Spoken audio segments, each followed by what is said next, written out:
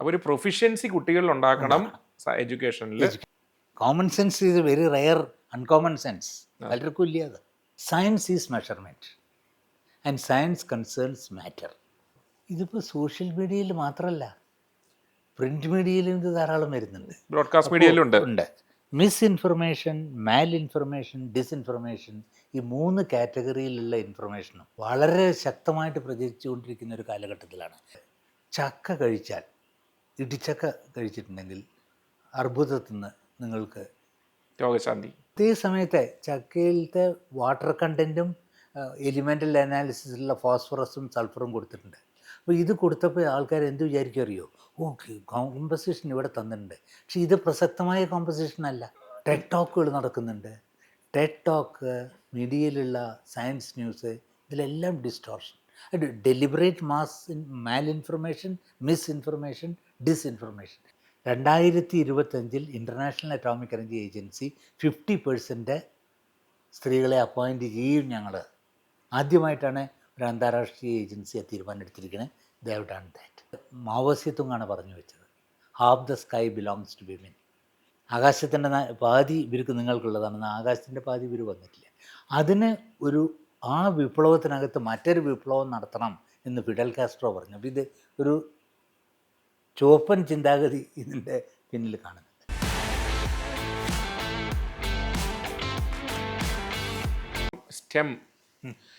Stem education, പ്രത്യേകിച്ചും സ്ത്രീകൾ, പെൺകുട്ടികൾ സ്റ്റെമ്മിലേക്ക് വരുന്നില്ല എന്നൊരു കാര്യം ഇടയ്ക്ക് പറയാറുണ്ട്. അതിനു വേണ്ടിയിട്ടുള്ള ഒരു ആക്റ്റീവ് പ്രവർത്തനം നടത്തുന്ന ഒരു ശാസ്ത്രജ്ഞൻ കൂടിയാണ്.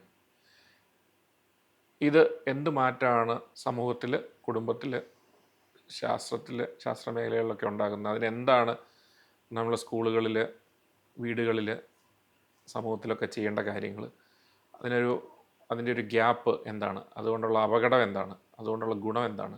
ഇന്നത്തെ ലോകത്തിൽ ഒരു മിനിമം ശാസ്ത്ര വിവരം ഇല്ലാണ്ട് നമുക്ക് ജീവിക്കാൻ പറ്റില്ല. അതുകൊണ്ടാണ് ഈ K-12 സിലബസ് നമ്മൾ ഡിസൈൻ ചെയ്യുമ്പോൾ അതിന് ശേഷം K-12 വരെ സയൻസ് പഠിച്ചതിന് ശേഷം നിങ്ങൾക്ക് ഹ്യൂമാനിറ്റീസിലോ വേറെ ഏത് ഫീൽഡിലേക്ക് പോകാം. പക്ഷെ ആ ബാസ്ക്കറ്റ് മതി നമുക്ക് ജീവിതത്തിൽ നടന്നു പോകാൻ. അതിൽ കൂടുതൽ വേണമെന്നുണ്ടെങ്കിൽ ഈ ശാസ്ത്ര രംഗത്തേക്ക് പോകണ്ടു. അപ്പോൾ പൊതുവെ ബയോളജിയിലെ സ്ത്രീകൾ പെൺകുട്ടികൾ വളരെയധികം ഉണ്ട്. ഈ K-10 പോരെ, K-12 തന്നെ വേണോ?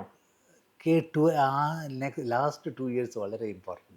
കാരണം പെൺകുട്ടികൾ കൂടുതലും ഈ പറയുന്ന K-10 കഴിഞ്ഞാൽ അവിടുന്ന് ഹ്യൂമാനിറ്റീസിലേക്കും അല്ലെങ്കിൽ കൊമേഴ്സിലേക്കും ഒക്കെ തിരിഞ്ഞു പോകും. അത് നമ്മുടെ സിസ്റ്റത്തിലാണ് ഇത് വരുന്നത്. മറ്റേത് അവർ US സിസ്റ്റത്തിലെ NGSSലെ സിലബസ് K-12 കാരണം അപ്പോഴേക്കാണ് അവർ ഡിസ്ട്രിബ്യൂട്ട് ചെയ്യണത്. അപ്പോൾ ഇവിടെയാണെങ്കിൽ അത് കണ്ടൻസ് ചെയ്യേണ്ടി വരും നമുക്ക് ഏതാണ് വേണ്ടത്. അപ്പോൾ ഇപ്പോൾ എന്താണ് പ്രശ്നം എന്ന് വെച്ചാൽ, ഏത് പ്രൊഫഷനിലും സയൻസ് പ്രൊഫഷനിൽ സ്ത്രീകളുടെ എണ്ണം വളരെ കുറവാണ്. 2025 ഇൻ്റർനാഷണൽ അറ്റോമിക് എനർജി ഏജൻസി 50% സ്ത്രീകളെ അപ്പോയിൻറ്റ് ചെയ്യും. ഞങ്ങൾ ആദ്യമായിട്ടാണ് ഒരു അന്താരാഷ്ട്രീയ ഏജൻസിയെ തീരുമാനമെടുത്തിരിക്കുന്നത്. They have done that. മാവോസ്യത്തുങ്ങാണ് പറഞ്ഞു വെച്ചത്, half the sky belongs to women. ആകാശത്തിൻ്റെ പാതി ഇവർക്ക് നിങ്ങൾക്കുള്ളതാണെന്ന്, ആകാശത്തിൻ്റെ പാതി ഇവർ വന്നിട്ടില്ല. അതിന് ആ വിപ്ലവത്തിനകത്ത് മറ്റൊരു വിപ്ലവം നടത്തണം എന്ന് ഫിഡൽ കാസ്ട്രോ പറഞ്ഞു. അപ്പോൾ ഇത് ഒരു ചുവപ്പൻ ചിന്താഗതി ഇതിൻ്റെ പിന്നിൽ കാണുന്നുണ്ട്. പക്ഷേ ഈ പ്രത്യേകിച്ച് മാത്തമാറ്റിക്സിലെ, ഫിസിക്സിലെ, ബയോളജി ഒഴികളുടെ ഫീൽഡിൽ ഇവരുടെ എണ്ണം വളരെ കുറവാണ്. ഇത് മാറ്റണം എന്നുണ്ടെങ്കിൽ നമുക്ക് വിദ്യാഭ്യാസ തരത്തിൽ ചെയ്യേണ്ടി വരും. അപ്പോൾ അതിനെന്താണെന്ന് വെച്ചാൽ NGOs കുട്ടികൾക്ക് സ്കൂളിലേക്ക് പോകാനും, സ്കൂളിലേക്ക് പോകുന്ന പെൺകുട്ടികൾക്ക് പ്രത്യേകിച്ചും അണ്ടർ പ്രിവിലേജ്ഡ് ചില സ്പെഷ്യൽ ഫെസിലിറ്റീസ് വേണം. അത് പ്രൊവൈഡ് ചെയ്യണം. സ്കൂൾ ബാഗ്, ഹൈജീൻ കിറ്റുകൾ. അപ്പോൾ അത് ചെയ്യാനാണ് ഇപ്പോൾ നമ്മൾ മിക്ക NGOസിനോട് ആവശ്യപ്പെടുന്നത്. സോഷ്യൽ മീഡിയയുടെ ഇന്നത്തെ കാലത്ത് നമ്മൾ നേരിടുന്ന ഏറ്റവും വലിയ പ്രശ്നം മിസ്ഇൻഫർമേഷനാണ്. ശാസ്ത്രം എന്ന വ്യാജേന മിസ്ഇൻഫർമേഷൻ ഒളിച്ചു കിടത്തുകയാണ്. ഇത് പ്രതിരോധിക്കാൻ ഉള്ള ഒരു സോഷ്യൽ മീഡിയ പരിജ്ഞാനം ശാസ്ത്രജ്ഞർക്കോ ശാസ്ത്ര ലോകത്ത് വർക്ക് ചെയ്യുന്നവർക്കോ ഇല്ല. കാരണം സോഷ്യൽ മീഡിയയിൽ എക്സ്പേർട്ടായിട്ടുള്ള ആളുകൾക്ക് കൃത്യമായിട്ട് ഇത് എങ്ങനെ പറഞ്ഞാൽ ആളുകൾ വിശ്വസിക്കുമെന്ന ഫോർമുല അറിയാം. എന്നാൽ തിരിച്ച് ഇതിനുള്ള സോഷ്യൽ മീഡിയയുടെ ഫോർമുല അറിയില്ല. അപ്പോൾ ഈ ഒരു ഗ്യാപ്പ് എങ്ങനെയാണ് നമുക്ക് ഫില്ല് ചെയ്യാൻ പറ്റുക, അല്ലെങ്കിൽ എന്താണ് ഇതിനുള്ള ഒരു ഇമ്മീഡിയറ്റ് സൊല്യൂഷൻ? കാരണം 14 വർഷം കുട്ടികൾ സ്കൂളിൽ കൂടെ ഇത് പഠിച്ചു വരുന്നത് വരെ വെയിറ്റ് ചെയ്താൽ ഇതിന് ഒരു മാരകമായ പ്രത്യാഘാതം ഉണ്ടാവും. ഇതിപ്പോൾ സോഷ്യൽ മീഡിയയിൽ മാത്രമല്ല, പ്രിന്റ് മീഡിയയിലും ഇത് ധാരാളം വരുന്നുണ്ട്. ബ്രോഡ്കാസ്റ്റ് മീഡിയയിലും ഉണ്ട്. ഉണ്ട്. മിസ്ഇൻഫർമേഷൻ, മാൽ ഇൻഫർമേഷൻ, ഡിസ്ഇൻഫർമേഷൻ, ഈ 3 കാറ്റഗറിയിലുള്ള ഇൻഫർമേഷനും വളരെ ശക്തമായിട്ട് പ്രചരിച്ചുകൊണ്ടിരിക്കുന്ന ഒരു കാലഘട്ടത്തിലാണ്. ഞാനൊരു ഉദാഹരണം പറയാം. 2 ആഴ്ച മുമ്പ് ചക്ക കഴിച്ചാൽ, ഇടിച്ചക്ക കഴിച്ചിട്ടുണ്ടെങ്കിൽ അർബുദത്തിൽ നിന്ന് നിങ്ങൾക്ക് രോഗശാന്തി. ആ വീഡിയോ വളരെ കെയർഫുള്ളായിട്ട് അനലൈസ് ചെയ്യണം. അതിൽ ചക്കയുടെ കോമ്പസിഷനോ ചക്കയിലത്തെ ഏത് ആക്റ്റീവ് ഇൻഗ്രീഡിയൻ്റ് ആണോ രോഗപ്രതിരോധ ശക്തി നൽകുന്നതെന്നോ അതിൽ പറഞ്ഞിട്ടില്ല. അതേപോലെ തന്നെ ഡയബറ്റിക്സിന് ക്യൂറായിട്ടും. അതേ സമയത്ത് ചക്കയിലത്തെ വാട്ടർ കണ്ടൻറ്റും എലിമെൻ്റൽ അനാലിസിസിലുള്ള ഫോസ്ഫറസും സൾഫറും കൊടുത്തിട്ടുണ്ട്. അപ്പോൾ ഇത് കൊടുത്തപ്പോൾ ആൾക്കാർ എന്ത് വിചാരിക്കും അറിയോ? ഓക്കെ, കോമ്പസിഷൻ ഇവിടെ തന്നിട്ടുണ്ട്. പക്ഷേ ഇത് പ്രസക്തമായ കോമ്പസിഷൻ അല്ല. നമുക്കറിയേണ്ടത് ഏത് ആക്റ്റീവ് പ്രിൻസിപ്പിളാണ് മെഡിക്കലി ആക്ട് ചെയ്യുന്നതെന്നുള്ളതാണ്. അത് പറഞ്ഞിട്ടില്ലേ.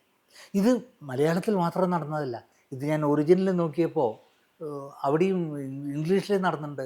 ടെഡ് ടോക്കുകൾ നടക്കുന്നുണ്ട്. ടെഡ് ടോക്ക്, മീഡിയയിലുള്ള സയൻസ് ന്യൂസ്, ഇതിലെല്ലാം distortion, deliberate mal information, misinformation, disinformation. പിന്നെ കുറച്ച് ഇൻഫർമേഷൻ കറക്റ്റ് പറഞ്ഞിട്ട് അതിന് ശേഷം ഇഷ്ടപ്രകാരമുള്ളത് പറയുക. സോ ലൈസൻഷ്യസ്നെസ്സാണ് ഇപ്പോൾ ഇന്നത്തെ ഈ സ്പോക്സ്മാന്. ഒതൻറ്റിസിറ്റി ഇല്ല. ആരാ പറയുന്നതെന്നുള്ളതോ ഏത് സ്ഥാപനത്തിൽ നിന്നാണോ പറയുന്നത്, ഇത് രണ്ടും നമുക്ക് അതിൽ കിട്ടുന്നില്ല. അതിലാണ് ഈ പ്രശ്നം വരുന്നത്. ഇന്ത്യയിലെ ടീച്ചർ എഡ്യൂക്കേഷനും അതുപോലെ തന്നെ സയൻസ് എഡ്യൂക്കേഷനും ഒരു ക്രോസ് റോഡ്സിലാണ്. കാരണം നമ്മൾ ട്രാൻസ്ഫോർമേഷൻ വേണമെന്ന് തിരിച്ചറിഞ്ഞു. പക്ഷേ അത് നടത്തിയെടുക്കണമെങ്കിൽ 140 കോടി ജനസംഖ്യയുള്ള ഒരു രാജ്യത്ത് അത്ര എളുപ്പമല്ല. അവിടെയാണ് കുട്ടികളെ എംപവർ ചെയ്താൽ, വിദ്യാർത്ഥികളെ എംപവർ ചെയ്താൽ തീർച്ചയായിട്ടും ഇതിൻ്റെ ഒരു വലിയൊരു mass movement, grass root level movement നടത്താൻ പറ്റും എന്നതിൻ്റെ ഒരു പരീക്ഷണമായിരുന്നു യുറേക്ക പോലുള്ള മാസികകൾ. എന്താണ് അതിനെപ്പറ്റിയുള്ള സാറിൻ്റെ ഒരു കാഴ്ചപ്പാട്? ഈ വിദ്യാഭ്യാസ രംഗത്ത് പരീക്ഷണങ്ങൾ നടത്തുമ്പോൾ നമ്മൾ വളരെ ശ്രദ്ധാപൂർവം ചെയ്യേണ്ട ഒരു കാര്യമാണ്. കാരണം ഈ പരീക്ഷണത്തിൻ്റെ വേറെ എവിടെയെങ്കിലും ഇത്തരം പരീക്ഷണം നടന്നിട്ട്, ഇപ്പോൾ എസ്റ്റോണിയയിലോ അല്ലെങ്കിൽ സ്വീഡനിലോ അത്തരം പരീക്ഷണങ്ങൾ നടത്തുന്നുണ്ടോ എന്ന് നമ്മളൊന്ന് നോക്കാം. പിന്നെ 2, വളരെ വലിയ രാജ്യത്ത് ഓരോ സ്റ്റേറ്റിലും വിദ്യാഭ്യാസ സമ്പ്രദായം വ്യത്യസ്തമായിട്ടാണ് നമ്മൾ കാണുന്നത്. അപ്പോൾ കുട്ടികളെ നമ്മൾ ശാക്തീകരിച്ച് അവരെ കൊണ്ട് തന്നെ ഇത് നടത്തിപ്പിക്കുക എന്നുള്ളതിൽ കുറച്ച്, ഇപ്പോൾ NSS സിസ്റ്റമുണ്ട് അല്ലെങ്കിൽ NCC സിസ്റ്റമുണ്ട്, അവരെ കൊണ്ട് ചെയ്യാൻ പറ്റുമോ എന്നുള്ളത് ചോദിച്ചാൽ ഇത്തിരി ബുദ്ധിമുട്ടാണ്. അതേ സമയത്ത് അണ്ടർ ഗ്രാജുവേറ്റ് പോർഷൻ്റെ ഭാഗമായിട്ട് നിങ്ങൾ സ്കൂളിൽ ഇത്ര ദിവസം പോയിട്ട് ഒരു ക്ലാസ് നടത്തണം എന്ന് പറയുകയാണെങ്കിൽ അത് അവർക്ക് ക്രെഡിറ്റ് കിട്ടുന്നൊരു സിസ്റ്റമാക്കി വയ്ക്കുകയാണെങ്കിൽ ഇതിന്ന് കുറച്ചൊരു കുറവ് കിട്ടുമെന്ന് മാത്രമേ പറയാൻ പറ്റൂ. പക്ഷേ അതിനെല്ലാം അപ്പുറത്ത് ഒരു നാഷണൽ എഡ്യൂക്കേഷൻ പോളിസി, പിന്നെ അധ്യാപകന്മാരുടെ യോഗ്യത, അവരുടെ ശമ്പള പരിഷ്കരണം, ഇതൊരു സർവീസാണെന്നുള്ള, ഈ സർവീസ് ഒരു ഡിസൈറബിൾ സർവീസും റെസ്പെക്റ്റബിൾ സർവീസും ആണെന്നുള്ളൊരു ഫീലിംഗ് ഇന്ത്യൻ അഡ്മിനിസ്ട്രേറ്റീവ് കാഡർ പോലെ ഇന്ത്യൻ എഡ്യൂക്കേഷൻ സർവീസിലും അത് നടത്തിയാൽ മാത്രമേ നമുക്ക് ഒരു സോഷ്യൽ റവല്യൂഷൻ വരുത്താൻ പറ്റും. ഇത് വലിയ വൻതോതിൽ ഗവൺമെൻറ് ഇടപെടേണ്ട ഒരു സംഭവമാണ്. കഴിഞ്ഞ ദിവസം TP ശ്രീനിവാസനുമായിട്ട് സംസാരിച്ചപ്പം അദ്ദേഹം ഒരു അധ്യാപകനായിട്ടാണ് ജീവിതം ആരംഭിക്കുന്നത്, ജോലി തുടങ്ങുന്ന പ്രൊഫഷണൽ ലൈഫിൽ. അതിനുശേഷമാണ് IFS കിട്ടി അദ്ദേഹം അതിലേക്ക് തിരിയുന്നത്. ഇപ്പം പ്രൈവറ്റ് യൂണിവേഴ്സിറ്റികളെ സംബന്ധിച്ച് അദ്ദേഹം നടത്തിയ ചില ഇടപെടലുകൾ നമുക്കറിയാം. അദ്ദേഹം പറഞ്ഞൊരു കാര്യം, അടിയന്തരമായി ചെയ്യേണ്ടത് IASനൊപ്പം തന്നെ IES, ഇന്ത്യൻ എഡ്യൂക്കേഷൻ സർവീസ് തുടങ്ങുക. അതാണ് ഇതിനുള്ള സൊല്യൂഷൻ. ഗ്രാസ് റൂട്ട് ലെവലിൽ ചേഞ്ച് കൊണ്ടുവരണമെങ്കിൽ, സ്ട്രക്ചറൽ ചേഞ്ച് കൊണ്ടുവരണമെങ്കിൽ വേണ്ട ഒരു ഉരുക്കു മുഷ്ടി ആവശ്യമാണ്. 140 കോടി ജനങ്ങളുള്ള. Fully agree with his. അപ്പോൾ ആ cadre, respectable cadre, very well structured and a professionalism, power, authority at international level. അതെ അതെ, ഇറ്റ് ഈസ് റെസ്പെക്റ്റഡ് എവരിവെയർ. അത് നമുക്കിപ്പോൾ കാണുന്നില്ല.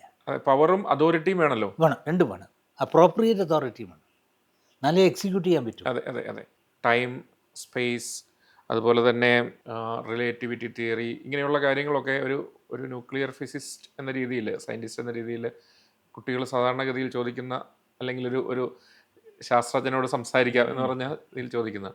ഇതിനകത്ത് സാറിനെ സംബന്ധിച്ച് നമ്മൾ സംസാരിച്ചു ബിഗ് ബാങ്ങിനെ പറ്റിയും അല്ലെങ്കിൽ ബ്ലാക്ക് ഹോളിനെ പറ്റിയും ഫിസിക്സിൻ്റെ ഏറ്റവും പ്രധാനപ്പെട്ട തത്വങ്ങളെ പറ്റിയും. ഇതിൽ സാറിനെ ഒരു ഒരു അധ്യാപകൻ എന്ന രീതിയിൽ കുട്ടികൾക്ക് അടിസ്ഥാനപരമായി ഇന്ന് നമ്മുടെ പാഠപുസ്തകങ്ങളിൽ അല്ലെങ്കിൽ വേണ്ട ഒരു ഇമ്പോർട്ടൻസ് കൊടുക്കുന്നില്ല എന്ന് തോന്നിയ ഒന്നോ രണ്ടോ വിഷയങ്ങൾ ഏതൊക്കെയാണ് ഇന്നത്തെ ഒരു റിലവൻ്റ് ആയിട്ട്? ലോകം ഫിസിക്സിൻ്റെ പെർസ്പെക്റ്റീവിലാണ് സാറ് കാണുന്നത്. ഇലക്ട്രിക് എഞ്ചിനീയറിനെ പറ്റി എന്നോട് നേരത്തെ പറഞ്ഞിട്ടുണ്ട്.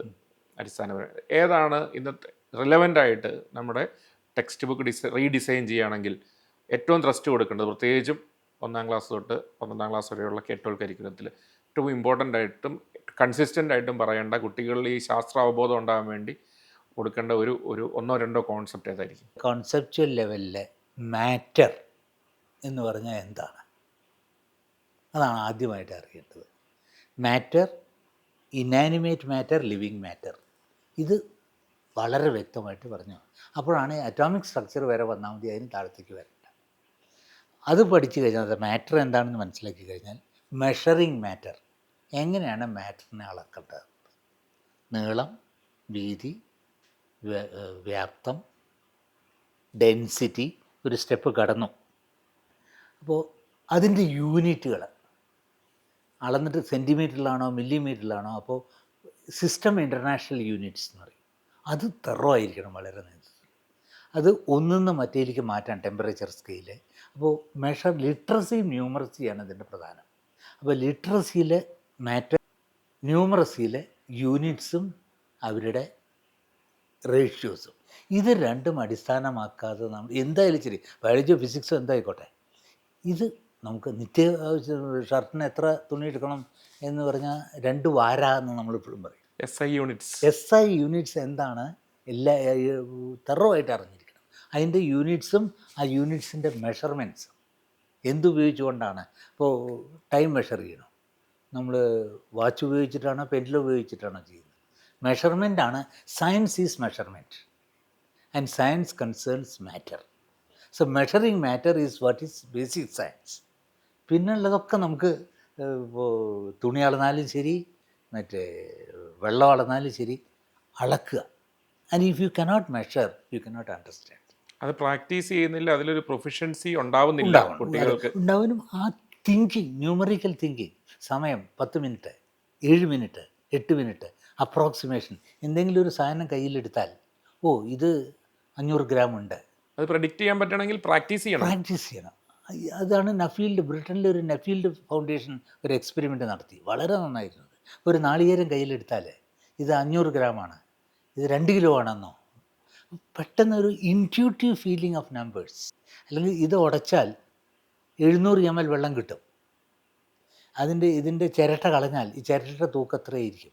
ഒരു നാളികേരത്തിൻ്റെ അനാറ്റമി ആൻഡ് ഫിസിയോളജി, ചകിരിയോടടക്കം ഒരു നാളികേരം, പച്ച നാളികേരം ഇട്ട് കഴിഞ്ഞ് അത് വെയിലത്തിട്ട് ഉണക്കിയാൽ എത്ര വാട്ടർ കണ്ടൻറ്റ് നഷ്ടപ്പെടുന്നുണ്ട്.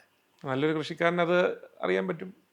നല്ലൊരു കൃഷി, അത് ജനറൽ നോളജ് ആയിരിക്കണം നമ്മൾ ഉപയോഗിക്കുന്നത്. ഒരു പടവലങ്ങ 2 മീറ്റർ നീളത്തിലുള്ള പടവലങ്ങ ഉണ്ട്. ഒരു ശരാശരി ഒരു ടൊമാറ്റോൻ്റെ വലിപ്പം എന്താണ്? ഇത് അറിഞ്ഞു കഴിഞ്ഞാൽ ഈ വാട്ടർ ഫുട് പ്രിൻ്റ് എന്താണെന്ന് അറിയണമെന്നുണ്ടെങ്കിൽ ഇതൊക്കെ അറിഞ്ഞുകൊണ്ടിരിക്കണം. ഇത് നമ്മുടെ നാട്ടിൽ കോമൺ സെൻസ് എന്ന് പറയുന്നത് അത് കോമൺ സെൻസിനെ ക്വാണ്ടിഫൈ ചെയ്യാം. Common sense is very rare, uncommon sense പലർക്കും ഇല്ല. അത് പ്രാക്ടീസ് കൊണ്ടുണ്ടാവുന്നതാണ്, അല്ലെങ്കിൽ ഒബ്സർവേഷൻ കൊണ്ടോ അതിൻ്റെ ഉപയോഗം കൊണ്ടോ ഉണ്ടായി വരുന്നതാണ്. അതെ, അതുണ്ടാവുന്നത് കുറേ കൂടി ജനകീയമാക്കി മാറ്റണം. അപ്പോൾ ഒരു പ്രൊഫിഷ്യൻസി കുട്ടികളിൽ ഉണ്ടാക്കണം എഡ്യൂക്കേഷനിൽ ഇത്തരത്തിലുള്ള SI യൂണിറ്റ്സിനെ സംബന്ധിച്ച്. ന്യൂമറസിയും ലിറ്ററസിയിൽ മാറ്ററിനെ പറ്റി മാത്രം.